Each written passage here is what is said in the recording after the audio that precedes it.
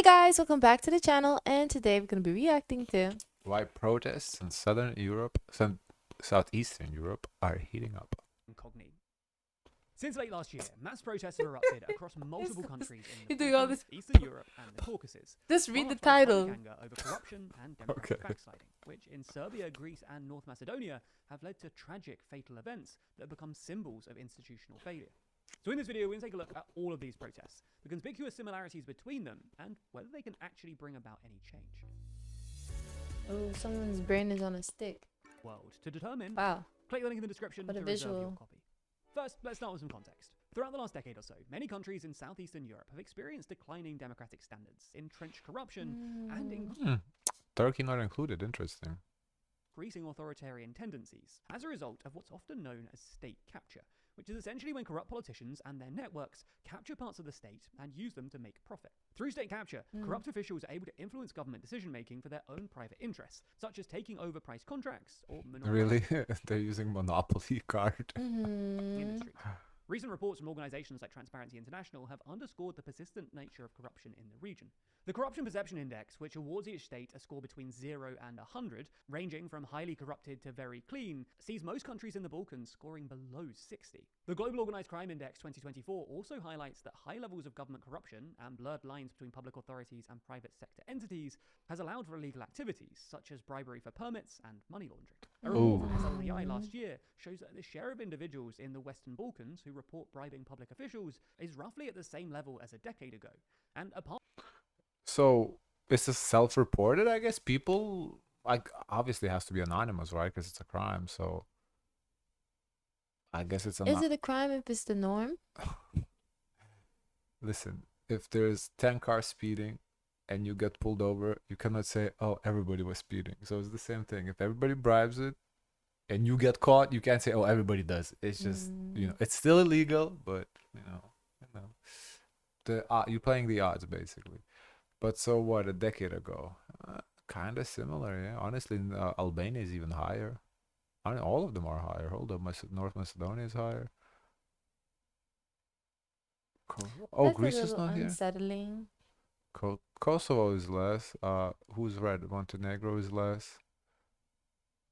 Bosnia is higher. Serbia is roughly the same, maybe a tad bit lower. But Greece is not included. Why? Balkans who report bribing public officials is roughly at the same level as a decade ago. And apart from North Macedonia, the share of individuals who believe that corruption can be substantially reduced hasn't changed much. This is largely because the crimes of these corrupt officials have largely gone unpunished over the years, as lawmakers can pass laws that legalize state capture, meaning that it's harder to hold the corrupt accountable, and easier for a few people to monopolize industries and public resources. All of this provides pretty fertile ground for democratic backsliding too, and according to this year's Freedom House report, most countries in the region are either free, partly free, not free. So not free is Belarus and Turkey. Wow. Partly free Ukraine. Wow, Ukraine partly free even though they had war. Ukraine, Bosnia, Serbia, Kosovo, Hungary, North Macedonia, Albania, Montenegro, and free Croatia, Greece, Germany, Slovenia. Free from what? Freedom, I guess, personal freedom. That's how I understand it. But interesting, why these countries? That's so random. But okay. not free, with Serbia and Turkey recording some of the world's most dramatic democratic declines over the past decade. As a result, normal citizens suffer as millions are stolen that should have been spent on schools, hospitals, and infrastructure projects. And, well, it looks like people have finally had enough, with protests popping up across the region. Now, while each protest has its own immediate trigger, common theme runs through them. Frustration within So, how they're not including Turkey in this video, but they're showing videos from Turkey? Elites accused of eroding democratic institutions, consolidating power, and curbing civil liberties. Let's start with Greece. In late February, Greece witnessed widespread mass protests and a general strike commemorating the second anniversary of the Tempe railway disaster, in which a passenger train, predominantly carrying students, collided head-on with a freight train, resulting in the Predominantly carrying students? I didn't know that. I thought it was just like a regular train. Wow, I mean, it was horrible already, but that's just, wow. deaths of 57 people. This unrest was fueled not only by the country's deteriorating transportation infrastructure and warnings from employees about safety concerns, but also by the major cover-up that followed the crash. Audio recordings leaked from inside the train revealed that while some passengers survived initially, many later perished due to asphyxiation or burns from an explosion that ravaged the carriages.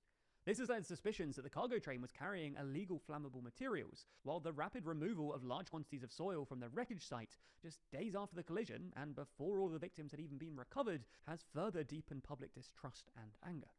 A similar disaster occurred in Serbia last November, when the canopy of a recently renovated railway station in Serbia's second largest city collapsed, tragically resulting in the deaths of 16 people. Critics quickly attributed the disaster to poor reconstruction work, fueled by allegations of corruption and nepotism. For instance, the contract's terms, awarded to a consortium of Chinese companies that employed local subcontractors, were kept secret, raising serious eyebrows. Some of Vucic's critics also claim that the project's cost was significantly inflated, suggesting that some of the funds weren't used on the project, but rather lined the pockets of corrupt state officials.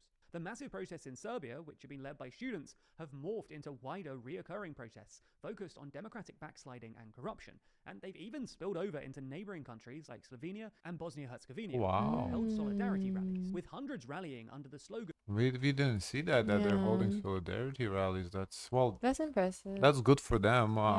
Yeah. That's nice of them to do so. Wow. To kind of spread the message, you know.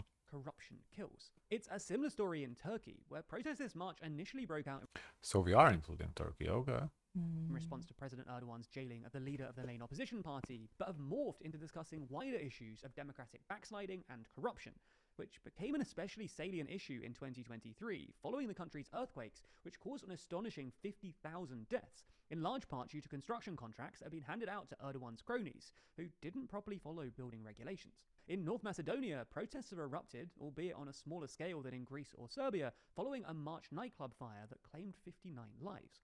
The club, known for safety violations and enabled by institutional bribery, was licensed for 250, but had over 1,500 attendees that night. And this incident is just... License for 250 had 1,500 attendees. That is just crazy. Like, I understand, you know, if license for 250, they had 300. Well, over the limit, pushing it, but So, 1,500. one of a series of preventable tragedies in the country, including the Wow. 2021 COVID hospital fire and the 2018 gas station explosion, both linked to Damn, there's a lot of shit going on in North Macedonia in the recent years. Wow. safety regulation failures and poor construction standards. All of these tragedies reveal a clear and dangerous trend in the region, that neglect, corruption, and impunity are allowing disasters to reoccur without meaningful accountability. Meanwhile, in the broader region, many other countries have been protesting against democratic backsliding too. In Hungary, tens of thousands marched in opposition to the government's increasingly tight grip on the media. Georgia too has seen persistent demonstrations, with protests continuing for over 100 days following the government's decision to halt the country's EU accession efforts. Finally, in Romania and Slovakia, tens of thousands have gathered in pro-European demonstrations against the growing influence of far-right parties. Now, of course, in each Wow, we didn't know nothing about these other countries. We have reacted to North Macedonia, Greece, Serbia, Turkey, but we didn't know about other countries having protests as well. Wow. country, the protests have different stated objectives. Those in Georgia want a rerun of the October 2024 election that was widely seen as rigged in favour of the ruling Hungarian Dream Party. In Hungary, the opposition is also keen to oust Prime Minister Viktor Orban's long-ruling Fidesz party. In Serbia, by contrast, protesters say that they're not looking to oust the government or stage a colour revolution, but to bring in much-needed reforms and to force the authorities to take responsibility for the train station tragedy. Now, it's easy to be cynical about these protests. After all, you wouldn't want to bet against autocrats like Erdogan or Vucic, who have proven remarkably adept at holding on to power despite reoccurring crises. Nevertheless, the fact that all of these protests are happening in neighbouring countries at the same time, all focused on similar issues, might create enough momentum to, if not force a change in leadership, at least force lasting reforms that could reverse some of the democratic backsliding that we've seen in recent years. Now, as we've demonstrated... Wow. Oh. Very interesting how the whole region basically is affected. So and uniting too as well. and well, that's good to see that they are uniting, and the countries that are not necessarily affected themselves are kind of holding rallies in solidarity. You Can know? I see the comments? Correction: the jail politician in Turkey is not the leader of the main opposition party, but the mayor of Istanbul and the party's candidate for the next election. I especially admire the students of Serbia. If only Alexander Vucic didn't have just manure in his head, he would respect them, because the fact that they persistently protest for a better government in Serbia is a sign that these young people plan their future lives in Serbia. True, that they care about Serbia and do not plan to emigrate anywhere. That's a good point. Yeah. Mm. Mm. Okay, guys, of course, let us know your thoughts. Don't forget to like, comment, and subscribe. Join the Discord. And as always, share as much kindness as possible.